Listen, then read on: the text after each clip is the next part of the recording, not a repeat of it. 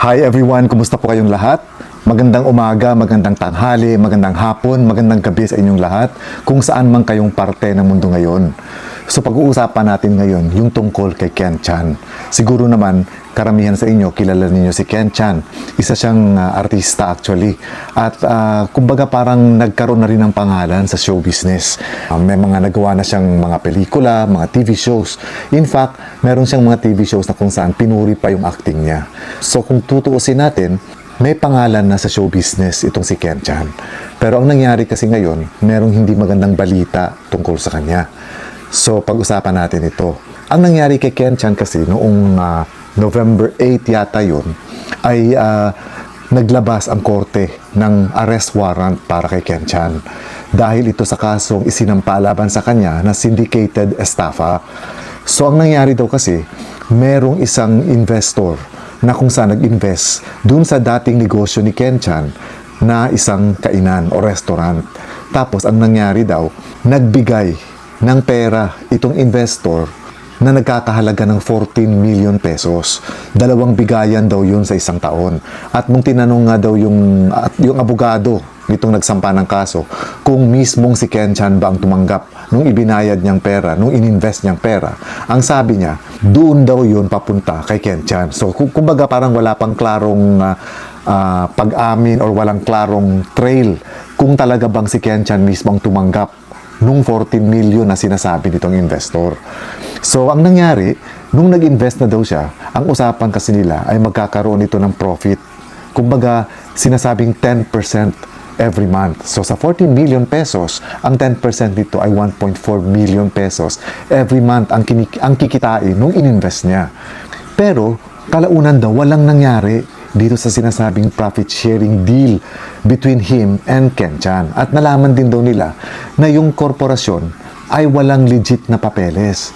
Kumbaga, yung investment niya ay napunta or naisagawa sa pamamagitan ng fraudulent scheme o yung peke o yung fake na pamamaraan na kung saan hindi nagamit sa tama yung perang ininvest niya na 14 million pesos.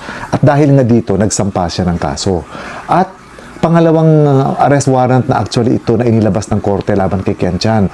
Nung una, inilabas ito noong September, pero hindi rin natuntun kung nasaan si Ken Chan. At pangalawa nga, a few days ago, inulit na naman ito at isinerve yung arrest warrant sa bahay niya sa Quezon City. Pero walang tao doon sa sinasabing bahay niya sa Quezon City.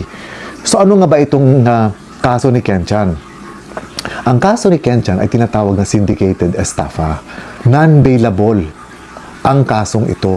Iba ito sa sinasabing estafa lang. Kasi kumbaga yung estafa lang, it involves one person or less than 5 persons ang involved dito.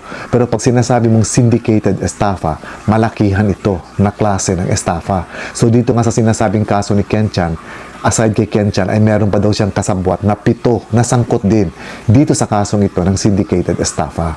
So pag more than 5 persons ang involved sa isang estafa, tinatawag na itong syndicated estafa at nagiging non-bailable na ang kasong ito.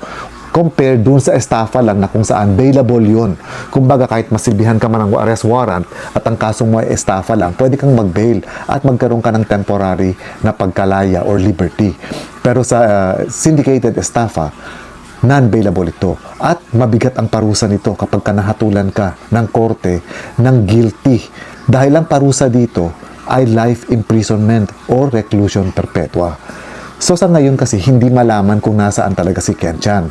Kasi although sinasabi nga na active pa rin siya sa kanyang mga social media accounts, katulad ng kanyang Instagram, katulad ng kanyang Facebook, na kung saan lately nga nag-post siya ng iba't ibang mga pictures niya na hindi malaman kung current ba yun or throwback na mga pictures niya, na kung saan nakita doon na may mga pictures siya na nasa Japan siya, meron din yung nasa New York siya.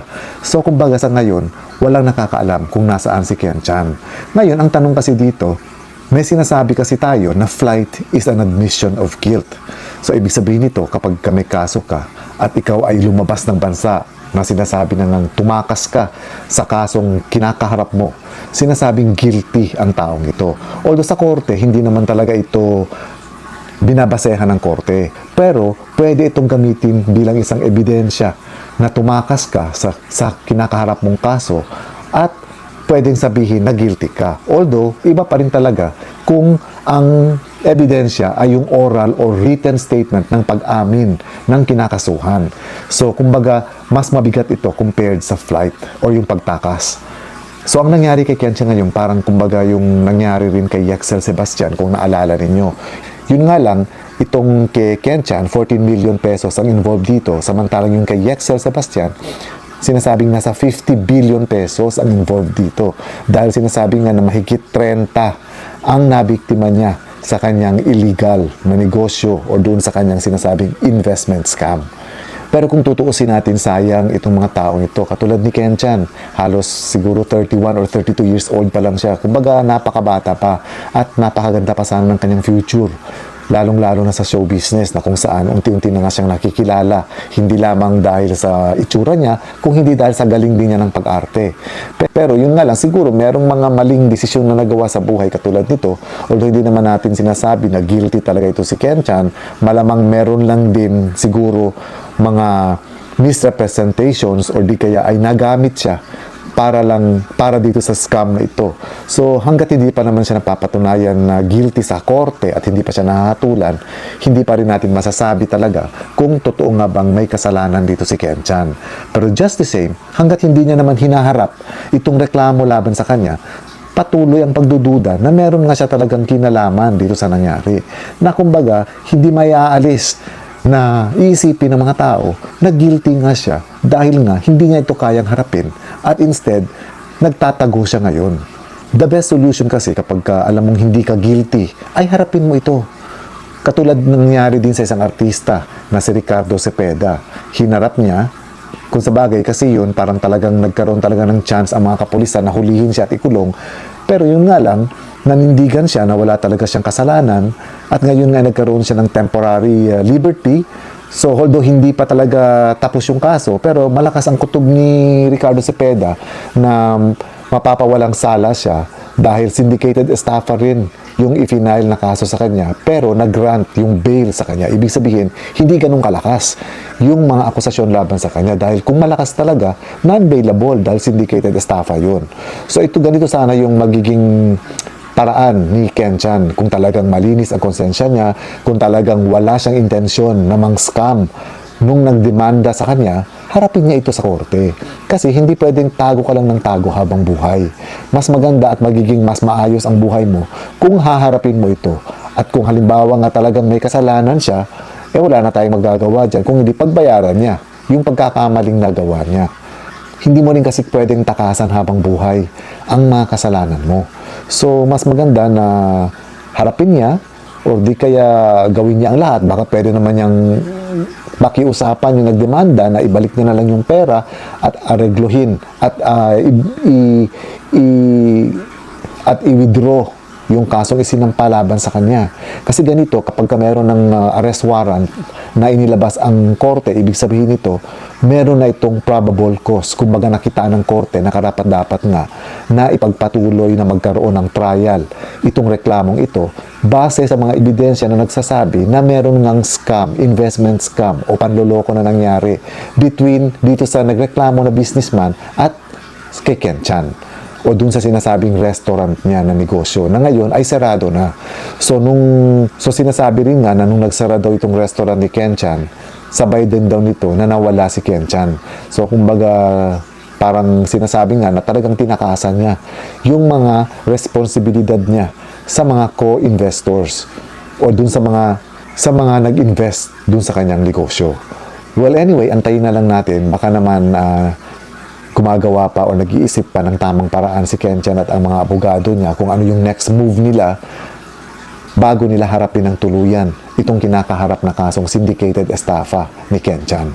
And this is all for now mga kaibigan. Mag-ingat tayo lagi, lalong-lalo na usong-uso yung mga scam ngayon, hindi lang sa Pilipinas, hindi sa iba't ibang panig ng mundo. Lagi lang nating tandaan, if it is too good to be true, kumbaga mahirap paniwalaan, nakikita ka agad ng ganun kalaki sa i-invest mo dito sa isang investment na ito, huwag nyo nang ituloy. Kumbaga, mas mabuti na lang na hawak natin yung pera natin kahit hindi ito tumutubo, Pero at least, hindi ito nawala. Kesa sa i-invest natin sa mga alanganing investment schemes at tayo ay na-scam. Mawawala yung ipon natin at yung perang pinaghirapan natin. And once again, ingat po kayo lagi mga kaibigan. Have a good day everyone and God bless.